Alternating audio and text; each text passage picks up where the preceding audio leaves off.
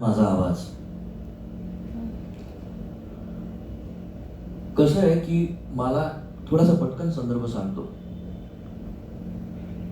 की कुठलीही कला निर्मिती असते ना किंवा कुठलंही काम आपण असो ना, ती सुरुवात जी होते ना ती स्वतःला आनंद होतो. म्हणून मला गाणं म्हणून मजा येते, भले बाथरूम मध्ये घासे, मला नाचून मजा येते, चित्र काढून मजा येते, वॉटेवर.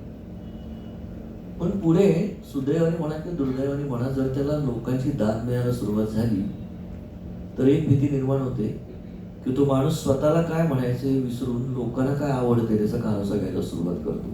आणि लोकांनी ते खरं प्रेम केलेलं असतं, त्याला जे सुचलेलं असतं त्याच्यावरती, आणि मग ते गणित बिघडत जातं. आणि ज्याला आपण म्हणतो ना की दुकान टाकून बसले, मग ते अभिनय असू दे, संगीत असू दे, काही असू दे, ऑन डिमांड.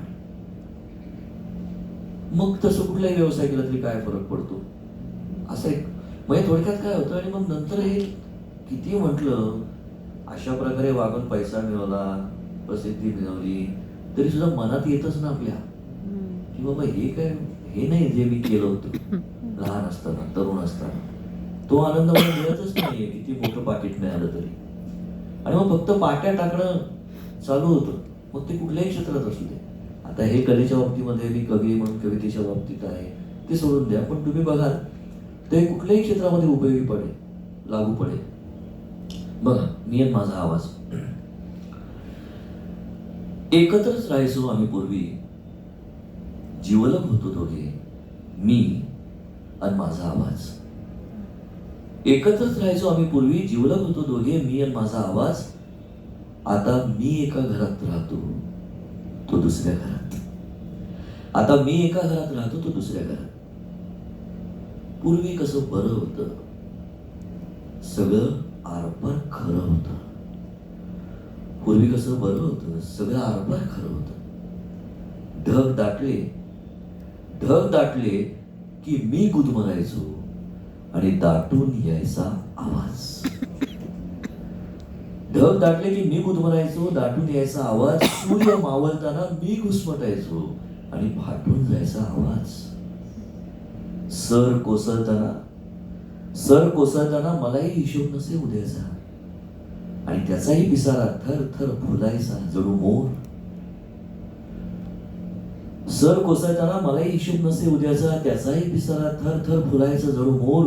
कुणाशी वाईट वागताना कानकोंडे व्हायचे मला, आणि त्याच्याही काळजात कुजबुजायचा चोर. एकत्रच राहायचो आम्ही पूर्वी, जिवलग होतो दोघे. आता मी एका घरात राहतो, दुसऱ्या घरात. पुढे काय झालं की त्याला न सांगताच परस्पर काही करार केले मी जगाशी.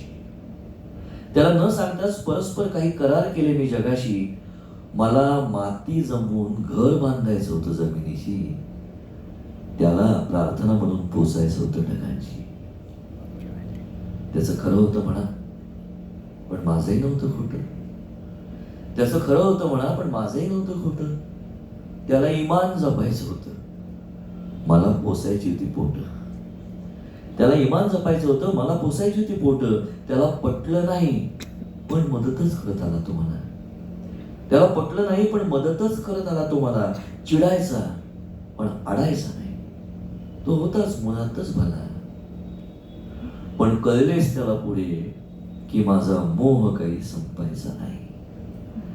पण कळलेच त्याला पुढे की माझा मोह काही संपायचा नाही.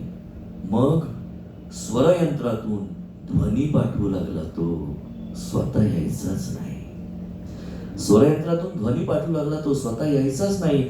मग एका टाळ्यांच्या प्रदर्शनात शेवटी आमचे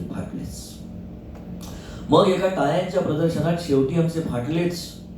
मी म्हटले मला महान वाटते, तो म्हणला मला वाटलेच. आणि मग गेलास तो, पण हा दूर नाही. आणि मग गेलास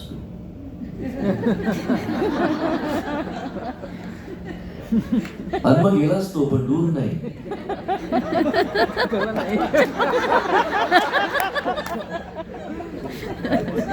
अरे नेमकं टायमिंग तुझं बरोबर होतं, माझा काही प्रॉब्लेम. परफेक्ट.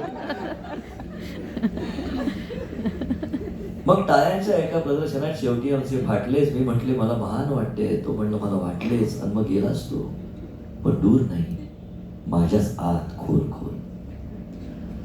आणि मग गेलाच तो, पण फार दूर नाही, माझ्याच आत खोल खोल, माझ्याच आत बांधून घर. म्हणला हा आता इथे येऊन बोल. म्हणला हा आता इथे येऊन बोल. एकत्रच राहायचो आम्ही पूर्वी, जीवलग होतो दोघे. आताशा घरी काही कार्य निघालं की भीती वाटते त्याला निमंत्रण द्यायला. आताशा घरी काही कार्य निघालं की भीती वाटते त्याला निमंत्रण द्यायला. कुणास ठाऊक तो येईल न येईल. माझ्या घरात चाललंय त्यात भाग घेईल न घेईल. धास्ती वाटते, धास्ती वाटते की कळेल लोकांना. धास्ती वाटते की कळेल लोकांना की इतक्या आतून तो आता येईल, इतकी माझी पुण्याई नव्हे. धास्ती वाटते की कळेल लोकांना की इतक्या आतून तो आता येईल, इतकी माझी पुण्याई नव्हे. की मी म्हणजे माझा आवाज नाही, आणि माझा आवाज म्हणजे मी नव्हे.